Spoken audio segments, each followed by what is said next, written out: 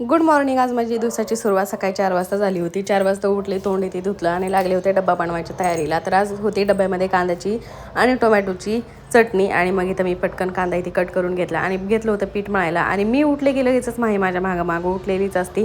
तिला कसं काय कळतंय की मी उठले ना, लगेचच माझ्या मागून लगेचच उठून बाहेर येते. मग तिच्या पप्पाने घेतलं होतं थोडंसं आणि तिला झोपवण्याचा प्रयत्न करत होते, पण तिनं काही झोपलीच नाही. माझा इकडं सगळा डब्बा इथे बनवून झाला. मग माही काही झोपली नव्हती. मग तिच्या हातात दिला डब्बा आणि जा म्हणलं पप्पाला देऊन ये जा, कारण ते निघाले होते कामावर.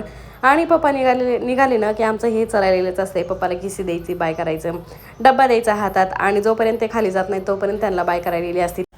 त्यांनी केले. मग म्हणलं की चला आज थोडंसं लवकर आवरलंय तर लवकर करूयात आपले सगळे कामं. तर इकडं कबूतर बघा केवढे बसले होते बिल्डिंगवर. नंतर आंघोळी ती केली आणि आज मला करायच्या होत्या घरच्या घरी आयब्रो. मला पार्लरमध्ये जायला तर काही वेळ भेटणं झाले. माहीला झोपवलं दुपारी. माझा स्वयंपाक तर काय सकाळी झाला होता, त्याच्यामुळे बनवायचं तर काही टेन्शनच नव्हतं. कपडे पण आज भरपूर सारे होते. मग पहिलं म्हणलं कपडे धुवून घेतले आणि भांडे पण घासून घेतले. आणि कपडे जे आहेत ना ते मला आता गॅलरीमध्ये सगळे वाळायला टाकायचे होते. गॅलरीतले सगळे पहिल्यांदा कपडे काढून घेतले वाळलेले. आणि गॅलरीत आमचा थोडासा पसारा जास्त आहे, त्याच्यामुळं कसं टायर येते आहेत ना गाडीचे ठेवलेले, पंक्चर हे ते झालेले, तर त्याच्यामुळं गॅलरीमध्ये थोडासा पसारा जास्त दिसते. आमची गॅलरी तशी मोठी आहे बरं, इतरांपेक्षा खूप मोठी आहे. म्हणजे त्याच्यात आपण जर झोपायचं म्हणलं ना उन्हाळ्याच्या ह्याच्यामध्ये तर दोघंजण तिथं आरामात झोपू शकते, तेवढी मोठी गॅलरी आहे.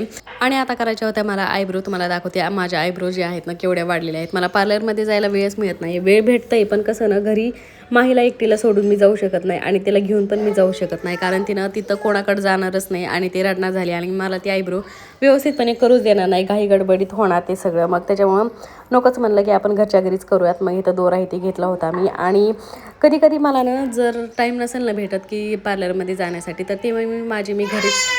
आणि आता तुम्हाला दाखवते माझ्या आयब्रो जे आहेत ना ते कशा झालेल्या आहेत. तर पहिल्यांदा मी घेतली होती एक साईडची करायला आणि बघा तुम्हाला दाखवते डिफरन्स. तर ही आहे वाढलेली आणि ही आहे मी आता केलेली. तर कशी झालेली आहे ते मला सांगा.